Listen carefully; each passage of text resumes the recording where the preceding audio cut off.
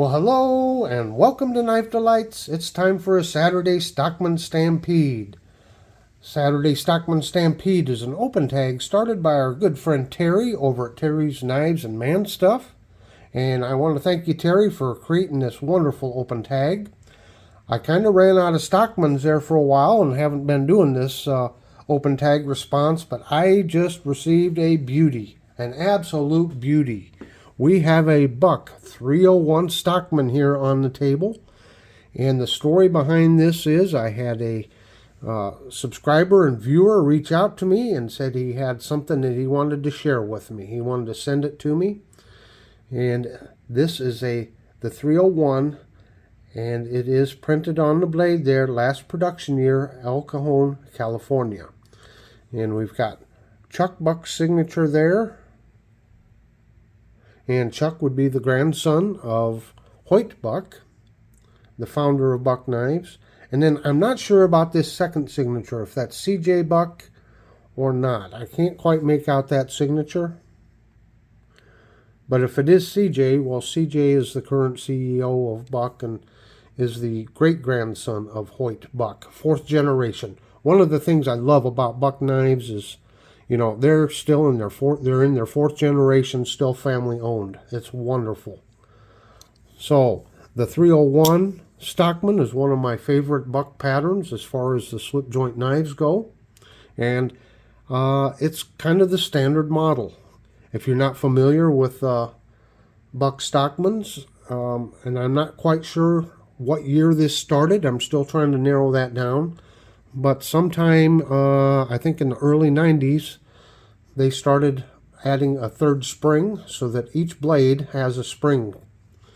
And that's important because now the sheep's foot, which Buck in their surveys, I guess, determined to be the most used blade on a Stockman. So they put this in the middle, folding opposite of the main blade. It folds opposite.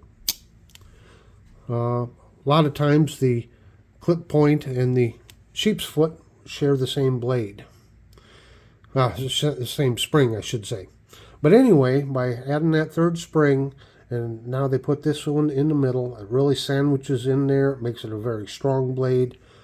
You've got the 90-degree angle on it, where if you have just the two springs on a Stockman, they have to cant that blade to get it to fit down inside, which means, you know, it's not perpendicular here. There's always a little angle to it, so makes a very great blade then for, you know, slide cuts, pull cuts, and like that. So one of the differences, one of the little innovations that Buck did come up with.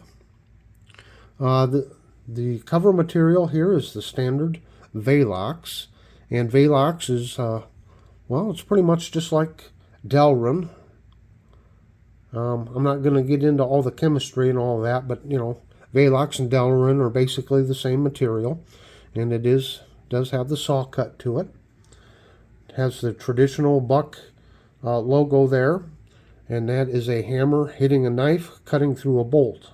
And Hoyt Buck used to go around and do that as a demonstration, cutting a bolt, just to show the toughness of his knives. So this is pretty much what is in the current configuration. If you were to order a Buck 301 Stockman today, the only difference is it does have this special stamping on there. Now Buck, let's see, the last production year is going to be 2004, and then they moved to Post Falls, Idaho, and they moved there in 2005 and started operating. I do have a knife here. Which one is it? I think it's this Buck 310 Whittler.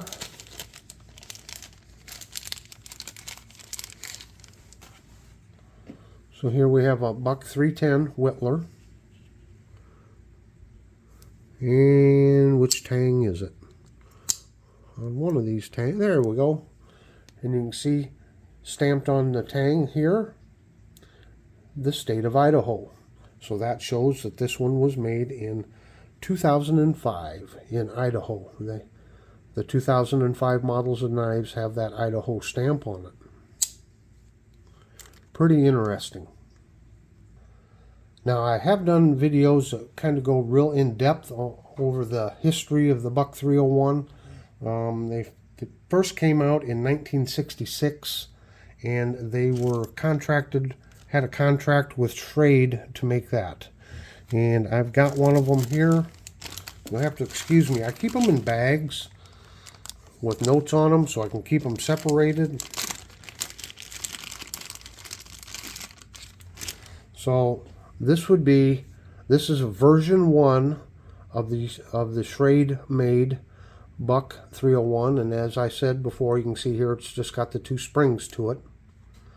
And what's unique about it, you can see the threaded bolsters. That's how you know it's one of the first versions that Schrade made, and I think they made this in 66, 67 time frame. Then they came out with another version and it did not have the threads on it.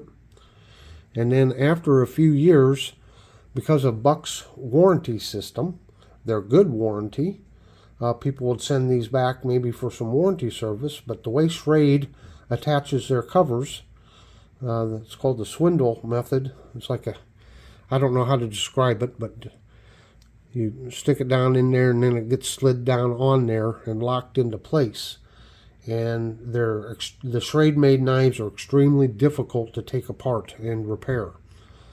So after a few years, they changed contracts to Camillus. And here's an example of a Camillus made Buck 301. And there's 2 or 3 different versions of this one. And of course you can see there is no date symbol on there because Buck did not start their dating until 1986. And you can tell this version apart from other versions because you got the model number 301 on the back side of the tang. So I'm not going to go in depth on all of these. Again, I'll try to find that link to that video and put it down below if you're really interested. But here's a Buck 301 with red jig bone. And again, this is the V symbol, which makes this, what is this? Ooh, this is 1989. So as you can see, as of 1989, Buck was still using just the 2 back springs. But this one was made by Buck. So just a lot of interesting things. Here's one from 1987. I'll take it out here real quick. Buck started making their own in like 1986. And in 86 and 87, I believe, they came out with that inset there. Shield, I should say. And they only used this shield from like 86 and 87, and then they switched to the traditional shield there. So this is what interests me about these Buck 301 knives, just seeing the evolution of them. It's just fantastic. I think there's some that came out were like SMKW special runs where they came out with red Delrin and some with yellow Delrin even back in the 90s. So, but back to this. I just can't believe the generosity of this community. And it was a viewer by the name of Peter. I should mention his name, Peter. So Peter, thank you so much for sending me this wonderful knife, this wonderful piece of history. As you can see, folks, you know, it's in mint condition. It is in mint condition. Just look at it. It's just a beauty. It's a wonderful addition to my collection. And again, Peter, thank you so much.